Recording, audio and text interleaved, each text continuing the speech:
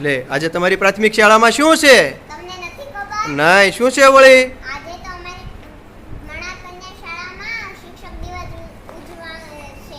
એમાં શું શું હોય વળી? એમાં અમારી બહેનો તૈયાર થઈને અમને ભણાવે છે. મજા આવે છે? બહુ મજા આવે છે.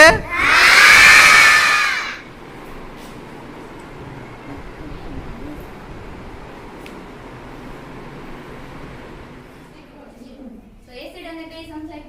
મીઠું મીઠું શું છે? ખારું. સ્વાદ નહીં, આમ શું કહેવાય? એસિડ કહેવાય, બેઝ કહેવાય કે ક્ષાર? ક્ષાર કહેવાય. હવે અમુક પાણી હોય તો બધા એમ કહે કે આ પાણી ક્ષાર વાળું છે, તો એ શું થયું? પાણી મીઠું શેમાંથી બને? પાણીમાંથી. તો એ કેવું કહેવાય? ક્ષાર. તો એસિડ સ્વાદે ખાટા, સ્પર્શે દાહક, અને બેઝ સ્પર્શે ચીકણા અને સ્વાદે તુરા. તમે બાળકને શું ખવડાવશો? જ્યારે નાનો હશે ત્યારે તમે બાળકને શું ખવડાવશો?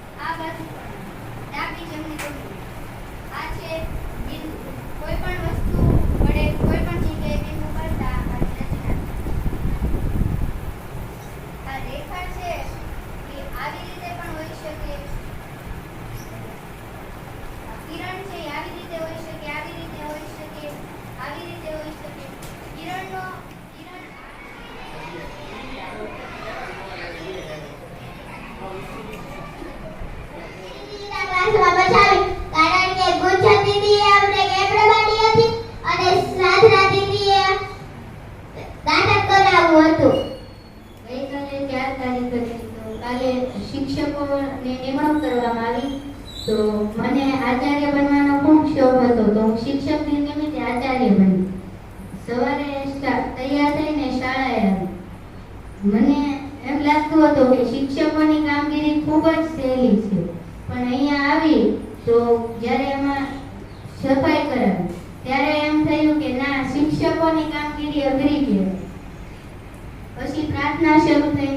પ્રાર્થના બાદ બધા શિક્ષકો પોતપોતાના રૂમમાં અભ્યાસ કરાવવા ગયા, અને બાકીના જેને કોઈ પણ અભ્યાસ નહોતું કરાવવાનો લાઇબ્રેરી એટલે કે સ્ટાફ રૂમમાં બેઠા. ત્યાં તેઓ લોકો જે વિષય ભણાવવાનો હતો તે વાંચી રહ્યા હતા. તે જોઈ મને થયું કે આ લોકોને એક જ દિવસ ભણાવવાનો છે, છતાં એટલી પ્રેક્ટિસ કરવી પડે છે. તો અમારા શિક્ષકો જેમને રોજ ભણાવે છે તો તેમને કેટલી પ્રેક્ટિસ કરવી પડતી છે, કેટલો સંઘર્ષ કરવો પડતો હશે. મને પહેલા જ્યારે હું શિક્ષક બની હતી તે પહેલા એમ હતું કે શિક્ષકનું કામ સાવ સહેલું છે, પણ મેં જ્યારે આખી નિશાળમાં કરી બધા કેવું ભણાવે છે તે જોયું ત્યારે એમ થયું કે ના, શિક્ષકોનું કામ એટલે બધાથી અઘરું. કારણ કે વિદ્યાર્થીઓને શાંત રાખવા પડે અને એક એક વિદ્યાર્થીમાં શું આવડત છે તે પારખીને તેને ભણાવવા પડે.